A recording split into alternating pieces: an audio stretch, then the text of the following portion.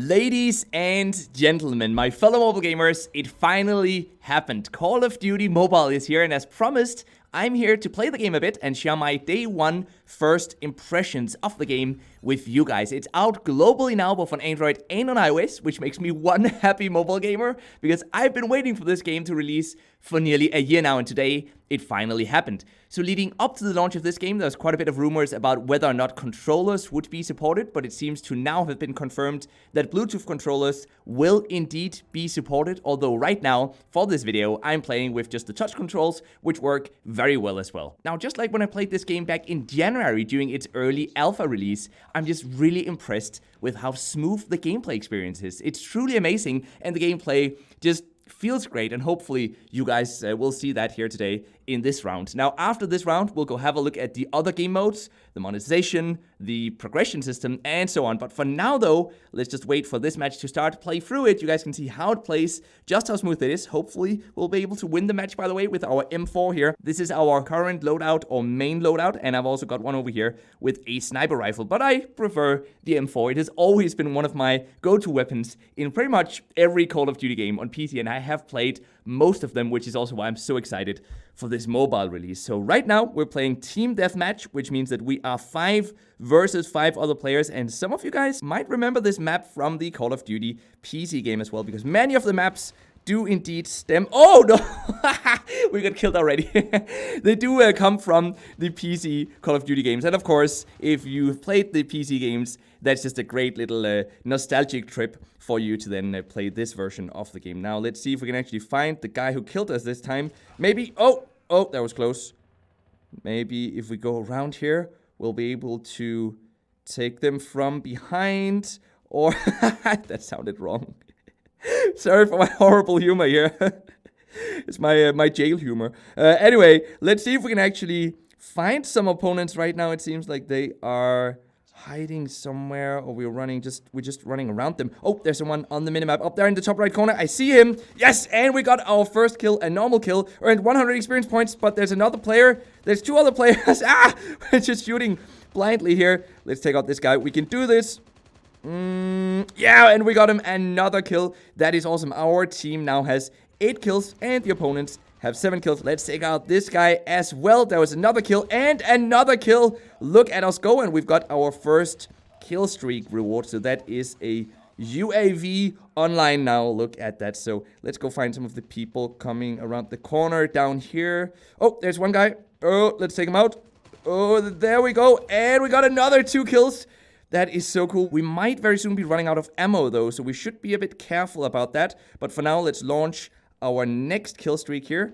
There we go. That little drone is going to fly out and kill an opponent for us. And hopefully, it will kill that opponent before the opponent kills us. So, looks like there were some opponents up here before. No! He was standing in that house. I didn't see him. Oh, man. There was a bullseye. Let's look at the kill cam here. I mean, we were such an easy target. Look at us go there, guys.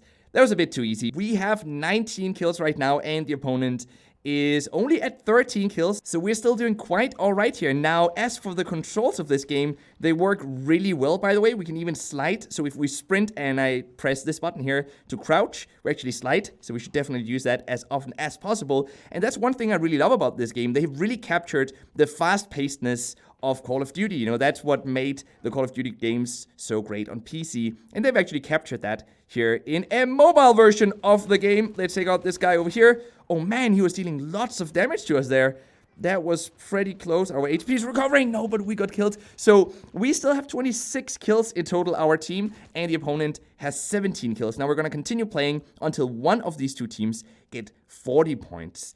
Now, there are 2 main ways to shoot, by the way, with the control setup I'm using right now. Either we can choose to aim first and then start shooting. Oh, we got killed again. Oh, man. Or we can just start shooting and it will automatically zoom in on the enemy for us. So those are the 2 different game modes. Let's take out this guy. There was another kill. Awesome. And I'm using the somewhat beginner-friendly control system right now, but you can switch these out in the settings. There are lots of settings in this game, by the way, as you would kind of expect from any mobile shooter these days. I mean, with Battle Royale games, we started seeing really detailed settings for these types of games, and it just hasn't stopped since. And so, of course, we see that here in this game as well. After all, this game has been developed by Tencent, who were the developers, or are the developers, of the PUBG mobile PC game and a few other shooters on mobile as well. And so they certainly know how to make their control schemes. But look at this, we actually won here. We got 40 kills, and the opponents only got 21 kills. Now, I was playing in the normal multiplayer game mode, a team deathmatch, and there is a chance, since we weren't playing the ranked version, there is a chance that some of the opponents we were playing against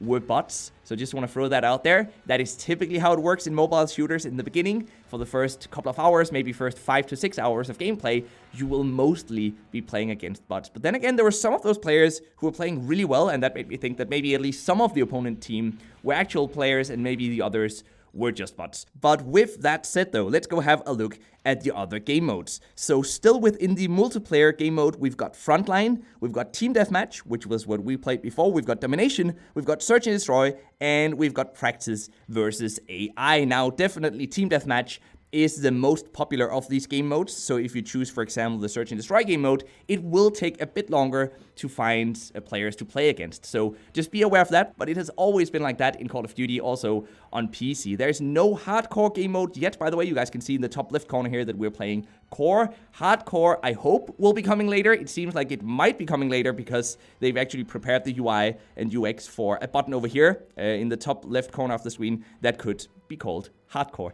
I usually play hardcore, so I hope that we will see hardcore as well. For those who haven't played Call of Duty before, hardcore means that we won't have the map to help us, we won't see how much ammo we have left in our magazine, and so on. So it's just overall a much more hardcore game mode, as the name kind of implies. And then as for maps, we've got 9 different maps, and there are some of these maps that I've played for hundreds of hours, like Nuketown, Kill House, Hijacked, Crashed, by the way, love Crashed, and Crossfire. Those I remember from the Modern Warfare 1 and Modern Warfare 2 PC games, and I'm just really happy. I'm one happy Call of Duty gamer to see that they've been included here in the mobile version as well. But there is also a Battle Royale game mode though, and in this Battle Royale game mode, we get to pick between either first person or third person, which is kind of cool. We can then also pick between a solo match, a duo match, or a 4-player squad or team match. And the Battle Royale game mode, I tried it.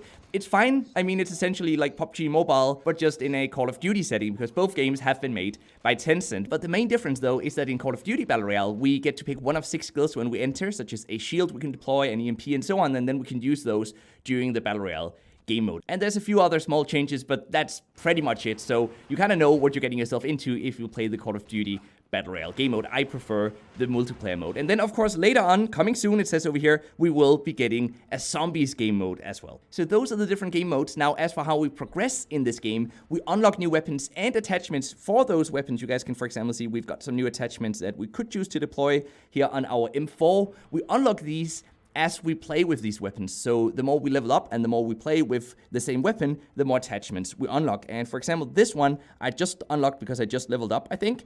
This one is new, the AKS 74U. So I haven't used that one yet. So now I could, for example, go ahead and deploy that weapon in, for example, the loadout 2 over here, replacing the sniper rifle, which I don't use very often anymore. And we could also wait and level up some more, and then we'll be able to use loadout 3, loadout 4, and even later on, loadout 5 as well. But that's how you progress in the game. That's how you unlock new stuff. And that's really awesome because it means we can't buy any of these new weapons through in-app purchases. We actually have to unlock them through gameplay. What we can buy through in-app purchases are the skins for these weapons. So that's one of the in-app purchases found in Call of Duty Mobile. Then the other is a Battle Pass-like subscription, which comes at a $10 per season level and a $30 or $40 per season level. And each of these lasts for 60 days, by the way, so that's the length of one season. Now, the $30 one is rather expensive. That comes down to $15 per month, which is a lot of money to spend on a mobile game. But again, the only things you'll be getting are skins for your weapons and a few other minor cosmetics, like, for example, a different emote, a different animation,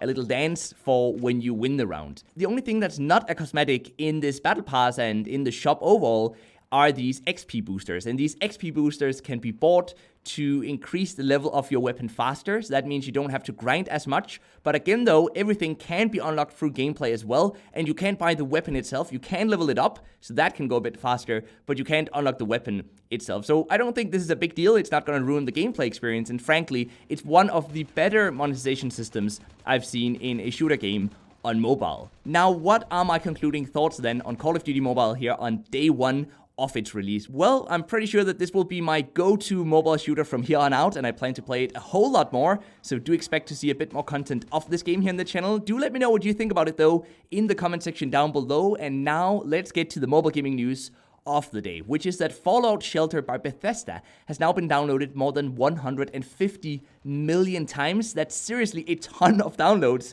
and it really shows just how popular the Fallout brand really is. It's just too bad though that the newer mobile games from Bethesda, like the highly anticipated, or at least what was highly anticipated, Elder Scrolls Blade, was just a monetization mess that literally nobody enjoyed that game. Well, some might have enjoyed the gameplay, but the monetization was just horrible. And so I'm starting to think that maybe Bethesda just got lucky with Fallout Shelter until they changed their monetization strategies. At least I don't see them pulling off another highly successful mobile game, especially if they expect their core PC audience to play these mobile games. So that's what I think about that. I'm not too excited about any upcoming Bethesda mobile games, even though I don't think they've announced any either, but if they did, I wouldn't be overly excited for them. But thank you very much for watching till the end of this video. I hope that you enjoyed it, and if you want more mobile gaming goodness, I hope to see you back in the next video. So until next time, just keep gaming, stay awesome, and I'll see you guys around.